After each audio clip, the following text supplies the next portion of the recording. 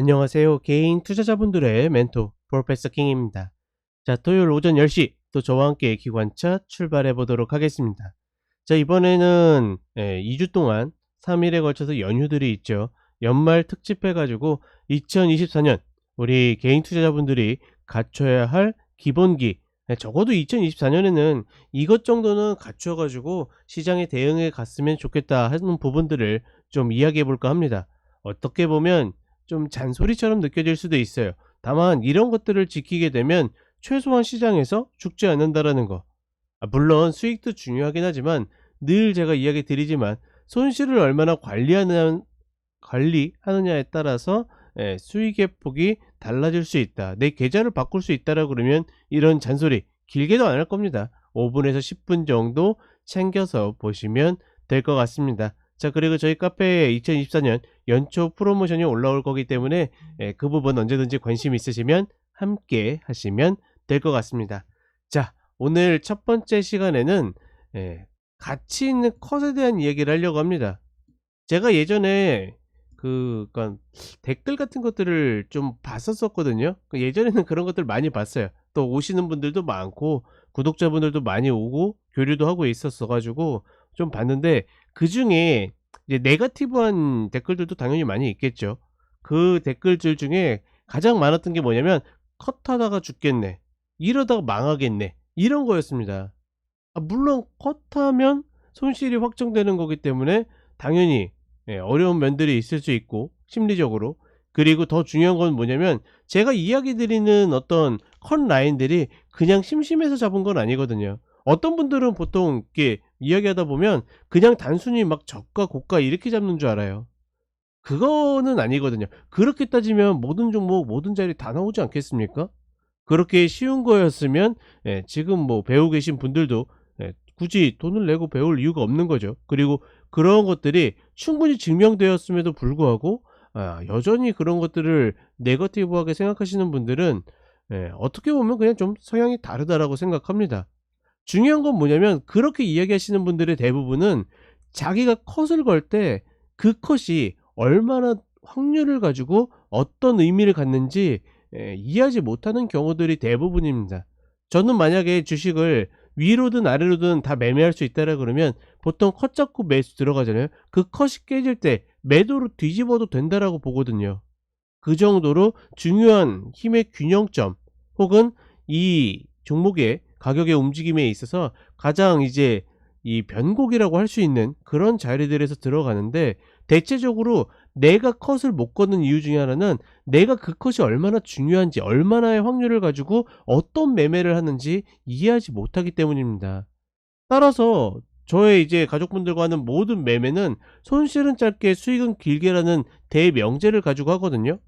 그러니까 어떻게 보면 너무 좋은 말이죠. 좋은 말이고, 특히나 그 명언 중에 하나가 있었는데, 내 생각에 맞을 때 수익의 폭보다 틀렸을 때, 뭐 저라고 뭐 100% 맞겠습니까? 100% 맞으면 제가 여기서 이거 방송을 하고 있겠어요?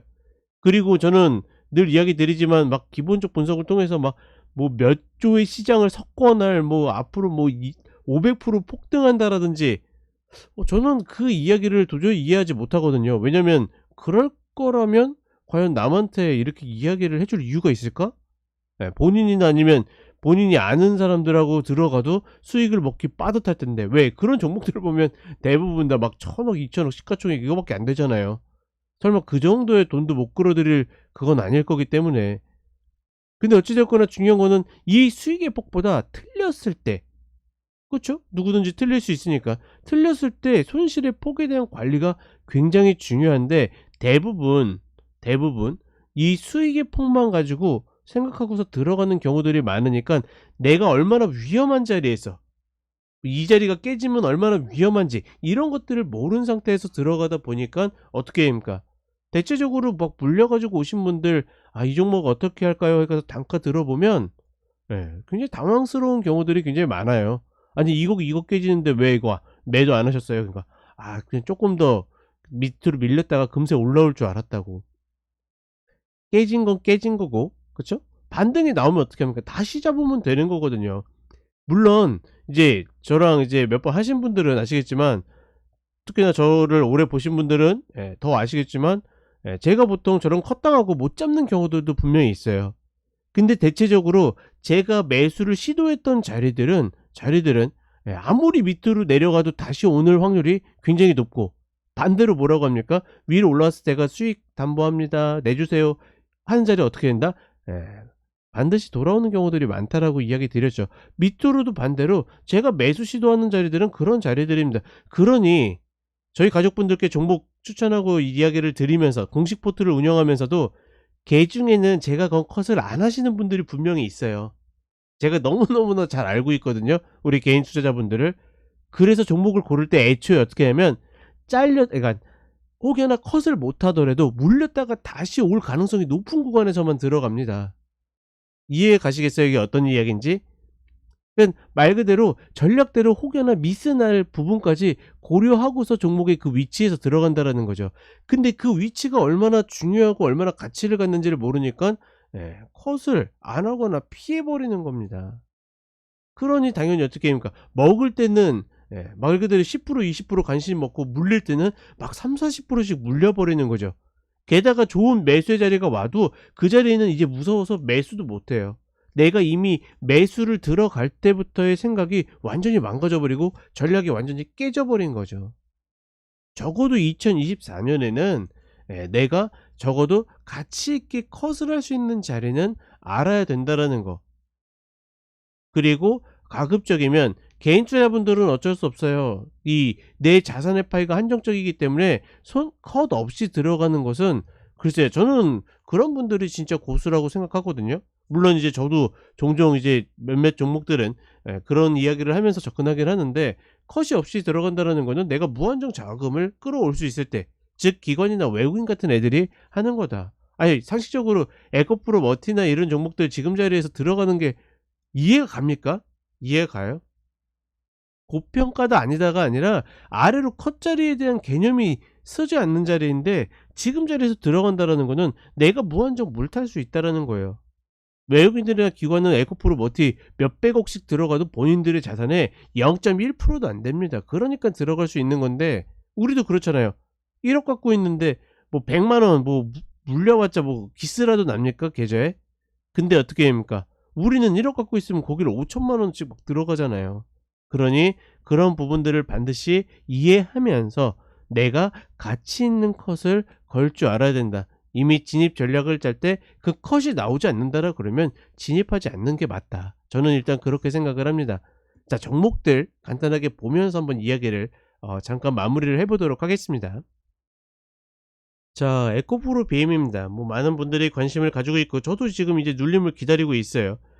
여기에서 제가 이제 어느 가격이 가장 중요한지 알고 있는가에 대한 질문을 좀 드렸는데, 예를 들어서 저희 가족분들하고 에코프로 BM을 마지막으로 잡을 때가 단가가 239,000 원이었습니다. 그러면서 이야기 드렸던 게 이 구간은 반드시 돌아온다. 저희도 물렸어요. 시장 제가 이야기 드렸잖아요. 언더슈팅이다. 쟤네들이 저렇게 일방적으로 밀어붙이는데, 그러니까 최근에는 반대로 지금 그 프로그램 매수로 밀어붙이고 있죠. 근데 이때 당시에는 매도로 공매도들이 밀어붙였기 때문에 얘는 견디면 반드시 올라온다. 어떻게 해야 합니까?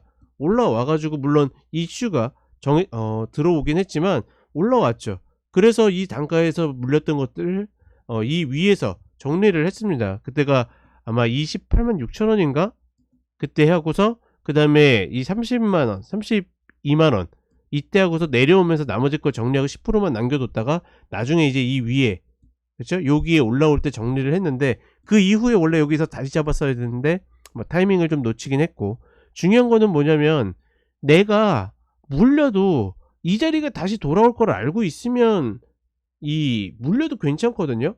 그리고 그런 가격에서 들어가는 것은 전혀 문제가 되지 않아요. 근데 대부분의 분들이 어떻게 되냐면, 예를 들어서 제가 이제 하락의 정석 때 이야기 드리죠. 22평을 이탈하고 반등해 가지고 22평 저항 맞는데 이런 자리에서 들어가는 경우들이 있습니다. 이제 딛고서 다시 올라가나 보구나. 이때 이거 찍었으니까 적어도 이 정도는 가겠지. 즉 뭐만 보는 겁니까? 위만 바라보는 겁니다. 위만. 내가 매수를 했으면 나보다 더 비싸게 사줄 애들을 찾아야 되잖아요. 근데 말 그대로 매도하는 애들이 지금 세고 셌는데 여기에서 내가 매수를 들어가는 거는 반대로 뭡니까? 얘네들이 찾는 매수해 줄 호도리를 찾은 격이죠. 그러니까 내가 그렇게 당하는 거죠.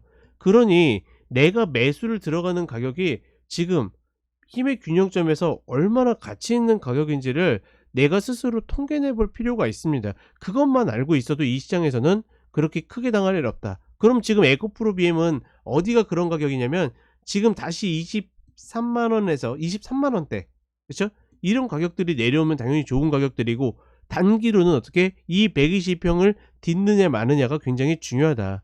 지금 이제 오늘 그 방송을 찍을 때는 목요일 종가 기준으로 지금 이야기를 드리고 있거든요. 그래서 내일도 굉장히 중요합니다. 금요일도. 이 방송을 보시는 토요일은 어떻게 됩니까? 금요일의 흐름이 나오겠죠. 마찬가지로 30만 원 구간에서 얘가 이제 버티느냐 마느냐. 왜? 지금 이렇게 갭으로 120평을 탔으면 얘 안 깨는 게 정상이에요. 근데 이거 매수를 잡았는데 깼다 그러면 어떻게 됩니까? 다시 잡더라도 일단은 나와서 다시 봐야 된다. 왜? 이렇게 깨지게 되면 다시 23만원, 24만원, 25만원이 있는 이 일목 아랫자리까지 밀릴 가능성이 높기 때문에, 그 가능성과 확률을 알고 있다라 그러면 내가 이걸 버틸 이유가 있습니까? 더 싸게 잡을 수 있는데. 그쵸? 그런 부분들을 알고 매매하는 것이 좋다라는 거. 자, 그 다음에 네이버입니다. 네이버는 뭐 제가 워낙 많이 이야기를 드렸고, 저희 라이브 방송 때도 대놓고 이야기 드렸기 때문에 이제는 뭐 그쵸, 모르시는 분들 없겠죠. 제가 계속 이야기 드린 게 뭡니까? 언제 어떤 시점에 질문이 들어와도 공개적으로 이야기 드렸죠. 18만원 구간에서는 매수해도 괜찮다. 목표는 어디이다? 22만 7천원이다. 지금 아마 이거 제 기억에는 한 tik자로 못 찍었어요. 22만 6천원인가 6,500원인가 찍고서 밀리는데, 그 정도의 오차는 내가 봐줘야죠. 이때도 마찬가지고, 이때도 한 틱 모자랐거든요. 18만원짜리에. 뭐 그것까지 맞추라 그러면 저에게 너무 가혹하신 겁니다. 어찌됐거나 지금 이번에도 마찬가지로 이거 내려올 때 가족분들이 또 질문하세요. 알고 있지만 확인받고 싶은 거죠. 그래서 제가 이야기했어요. 18만원짜리는 물려도 괜찮다. 전혀 문제가 없다. 다시 올라왔어요. 이거 더 갈 것 같은데 더 잡아도 돼요? 아니다. 22만 7천원 구간에서는 내줘야 된다. 저 구간에서는 더 올라가면 그거는 정말 오랫동안 갖고 있는 분들의 몫인 거고, 그런 분들이 그런 성향의 분들이 잘 돼가지고 계좌에 막 몇백 프로 난 종목들도 분명히 있는데, 반대로 10토막이 뭐예요, 거의 깡통되는 수준의 종목들도 굉장히 많습니다. 그렇게까지 극단적으로 매매할 필요 없잖아요.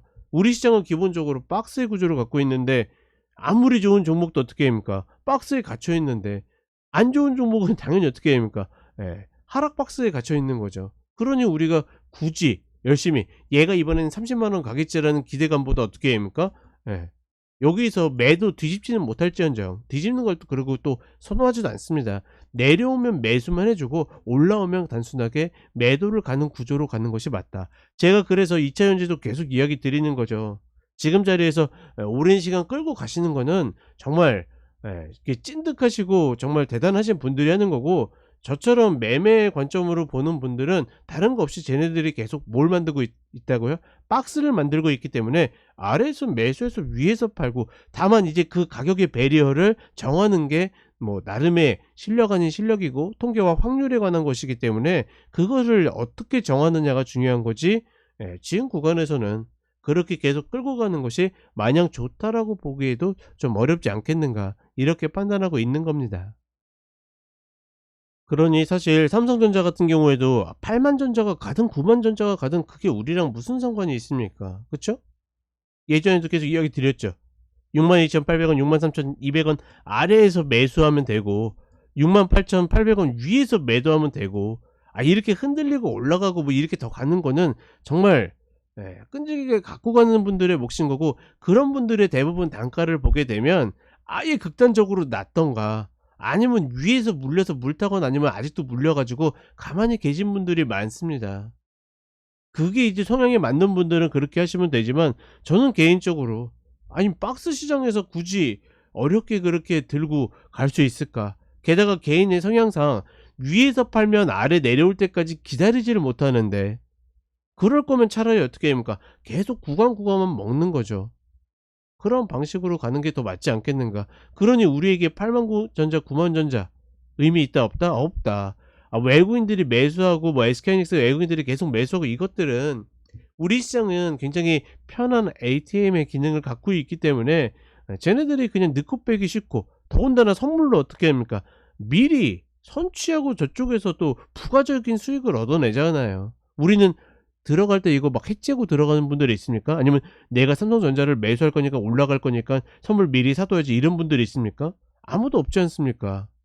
쟤네들은 그렇게 매매하고 있다니까요. 그러니까 우리 시장이 그렇게 오랜 시간 계속 박스에 갇힐 수밖에 없는 거죠. 따라서 지금 제가 8만 전자를 가든 9만 전자를 가든 매수에 관심을 가질 이유가 있습니까? 없습니다.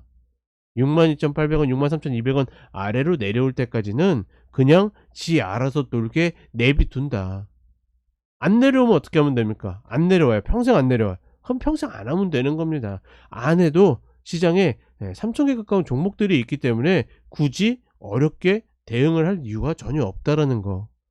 적어도 이것 정도만 인지하신다라고 그러면 이 시장 현금을 갖고 있어도 불안하지 않거든요.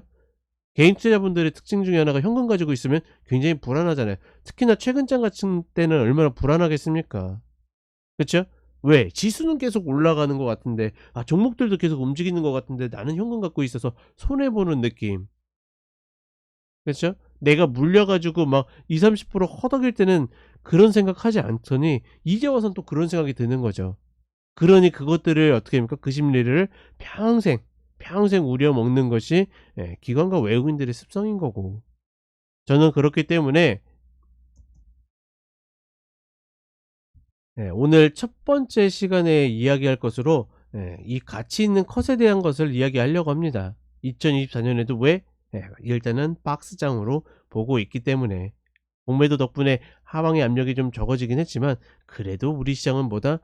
박스의 가능성이 높다. 다시 한번 이야기를 해드립니다. 뭐 연간 시황이야 제가 1월 첫째 주 기관차 때 이야기를 드리도록 하겠고, 자 오늘은 첫날 조금 길어졌는데 내일부터는 조금 더 압축해서 이야기를 드려보도록 하겠습니다. 자 주말 따뜻하게 보내시고 저는 내일 이 시간에 다시 찾아뵙도록 하겠습니다. 감사합니다.